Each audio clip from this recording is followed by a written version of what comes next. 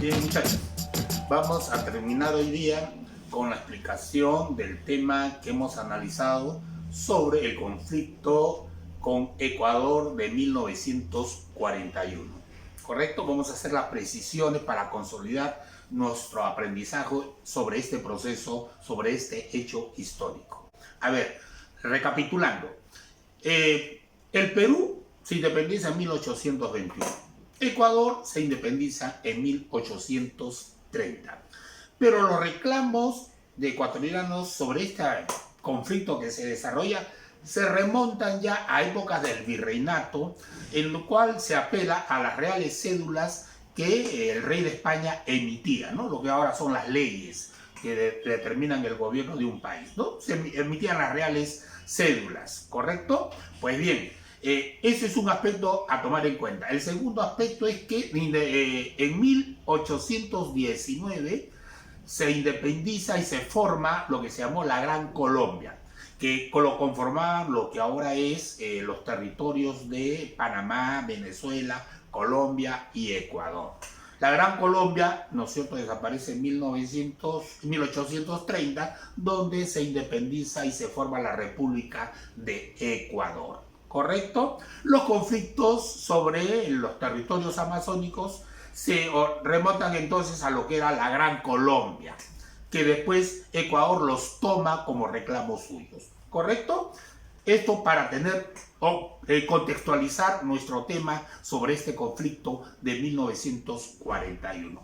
¿Cuál es el factor desencadenante en sí del conflicto? Este factor va a ser, según Ecuador, que el Perú transgredió el statu quo que se habían establecido ambos gobiernos, ambos países en 1936, ¿correcto? 1936. Es decir, cada país se ubicaba en las posiciones territoriales que tenía y de ahí no se movía hasta que supuestamente se resolviera este conflicto de límites. Entonces Ecuador dice que nosotros transgredimos ese statu quo de 1936, lo que obviamente no es verdad. Lo real es que es Ecuador el que pretendía regiones amazónicas que estaban en posesión legítima del Perú, lo pretendía como soberanía para ellos. Y son ellos los que van a estar atacando las zonas de frontera, los puestos de frontera que existían entre ambos países. Por lo tanto, lo que hace el Perú es lo que el derecho internacional le permite, repeler esa agresión, ¿no es cierto? Manu militari, es decir, por la fuerza. Perú simplemente repelió esos intentos, esos ataques que hacía a los puestos fronterizos peruanos por parte de tropas ecuatorianas. Entonces el Perú no tuvo ninguna intención de apropiarse del territorio ecuatoriano, simplemente de defender la posesión territorial de la Amazonía que formaba parte del Perú. La situación es que esto es lo que va a desencadenar ese conflicto, pero el trasfondo real, la verdadera causa, es entonces la disputa territorial, la pretensión territorial que tenía Ecuador hasta el río Amazonas. Es decir, Ecuador sostenía que su soberanía llegaba hasta el río Amazonas. ¿Correcto? Vamos a ver si esto es así y qué es lo que planteaba o argumentaba Ecuador. Para obtener soberanía sobre el río Amazonas, Ecuador reclamaba las provincias de Tumbes, Jaén y Maynas que estaban en posesión del Perú. Los argumentos que sostenía Ecuador para este reclamo eran los siguientes. Uno, la Real Cédula de Audiencia de Quito de 1563 que creaba el virreinato del Perú. El segundo argumento, el principio de Lutis Possidetis de 1810, es decir, la posesión real que se tenía. Ecuador sostenía que en 1810 estaban en posesión real de Tumbes, Jaén y Maynas. El otro argumento era el Tratado de Guayaquil de 1829, tratado que se firmó producto de la guerra que se tuvo con la Gran Colombia, ¿correcto? En donde se reconocían las antiguas fronteras coloniales, aunque no se especificaba.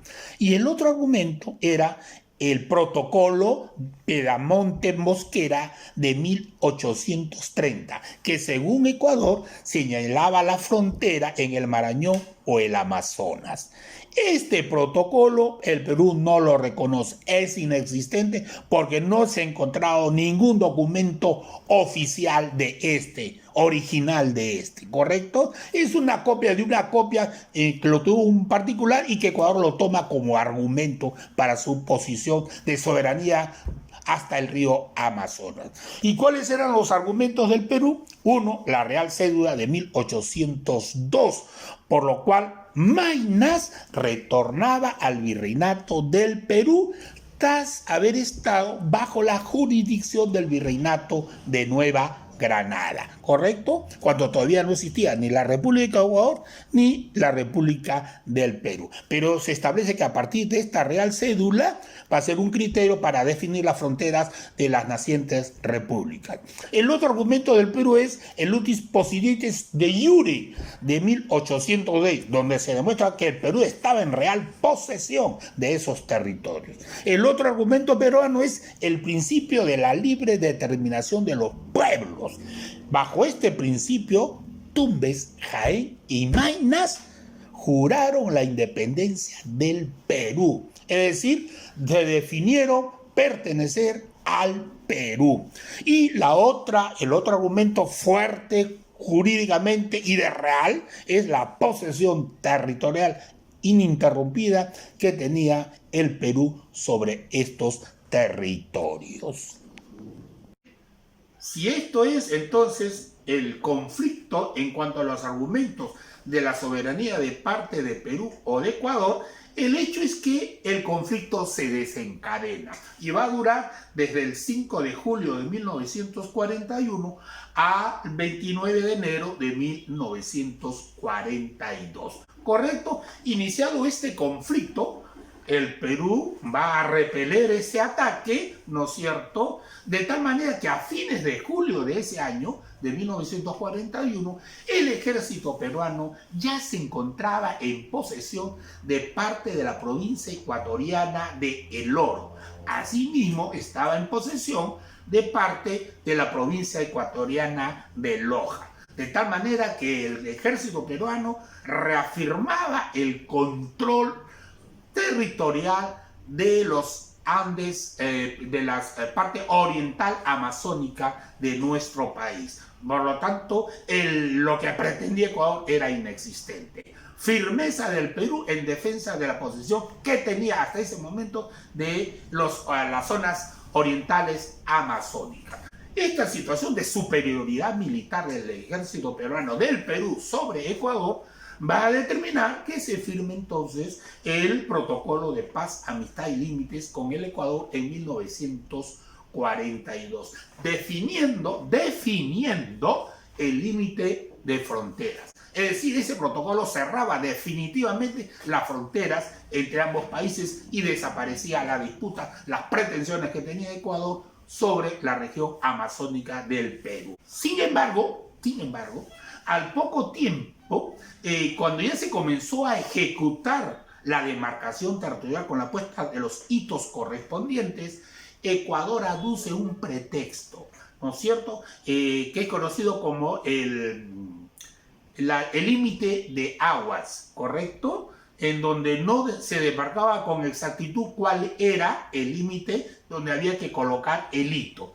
Este pretexto lo va a tomar Ecuador, ¿no es cierto?, para continuar con su reclamo, hasta que aducen ellos que el Perú le había despojado de más de 200.000 kilómetros cuadrados de territorio amazónico que supuestamente le pertenecía a Ecuador, que obviamente, según ellos, pasaron a formar parte del Perú por la fuerza. Esto obviamente no es verdad, ya que el Ecuador nunca estuvo en posesión de esa zona amazónica que el Perú legítimamente tenía su posición, como hemos visto, con los argumentos jurídicos determinantes del Perú. De tal manera que no le quedó otra cosa que a Ecuador a renunciar a esta pretensión. Pero no lo hizo. De tal manera que este conflicto va a hacer que el presidente ecuatoriano en 1960 va a sostener que ellos tienen legitimidad sobre esa soberanía. Este conflicto entonces termina con la firma del protocolo de paz, amistad de límites con Ecuador. En esta guerra hay que encontrar o hay que resaltar dos aspectos muy importantes, ¿no? Uno de ellos es que el Perú estuvo en posesión sobre territorio ecuatoriano hasta Guayaquil.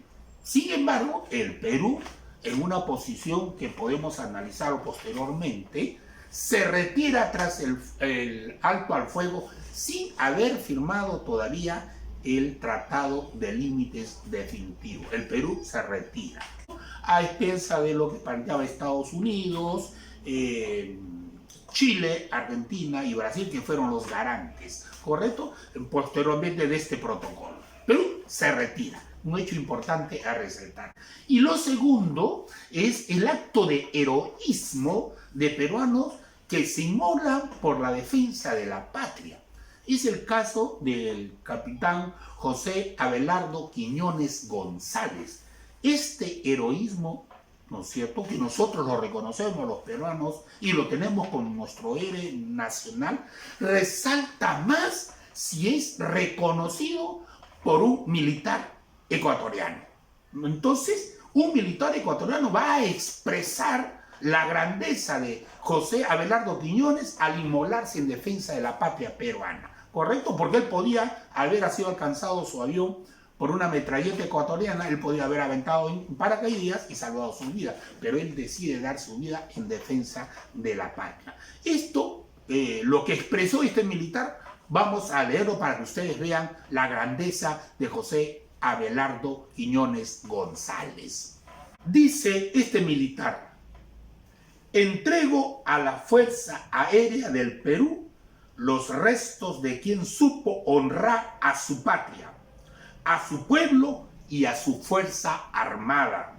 Mi pueblo ecuatoriano rinde homenaje al pueblo peruano, dignamente encarnado en la figura de José Abelardo Quiñones González. Como ustedes pueden ver, ¿no es cierto?, este conflicto ecuatoriano va a determinar, ¿no es cierto?, la grandeza que tienen nuestros peruanos ilustres cuando dan su vida al margen de que otra cosa que no es simplemente la defensa de la integridad territorial. Y para terminar esta breve resumen sobre este conflicto, hay que decir, sin embargo, si queremos seguir analizando esta problemática, hay una hipótesis, aparte del problema de pretensiones territoriales de Ecuador sobre el Amazonas, es lo que ellos se sostienen, ¿no? Algunos historiadores sostienen, por ejemplo, que en el fondo habían también intereses petroleros de por medio, porque la zona amazónica es rica en reservas de petróleo, ¿no es cierto?, lo conocido como el oro negro. Pues bien, se sostiene que había una disputa entre una empresa inglesa y una empresa norteamericana. La empresa inglesa, apoyada por Ecuador, ¿no es cierto?, Ecuador firma un contrato en donde supuestamente a esta empresa inglesa le da posesión transitoria hasta territorio que iba precisamente hasta el río Amazonas. Y por el otro lado, la empresa norteamericana, que tenía posesiones de explotación que había firmado con o pretendía tener con el Estado peruano. De tal manera que al haber ganado la guerra el Perú, obviamente se fortalece supuestamente, de acuerdo a esta hipótesis, la posición de la empresa norteamericana. Pues bien, muchachos, el hecho es que el Perú salió victorioso de esta guerra y por ende la compañía estadounidense queda también. El hecho es que esto va a continuar. No culmina, supuestamente debió culminar este conflicto, pero en 1960 el presidente ecuatoriano José María Velasco Ibarra no solo considera que es inescrutable el protocolo que se había firmado en 1941, sino que plantea otro argumento. Dice que este protocolo es nulo ipso iure, es nulo de pleno derecho, absolutamente no existe. Y esto va a reafirmar las contradicciones, ¿no es cierto?, las tensiones con Ecuador que se van a plasmar por ejemplo, en en conflictos que se tuvo en 1900, aparte de 1941, en 1981 y en 1995. ¿Correcto? Bueno, muchachos, he tratado de hacer una síntesis breve de este conflicto que es importante para la comprensión de nuestra historia. Nos vemos en la siguiente clase. Hasta luego, muchachos.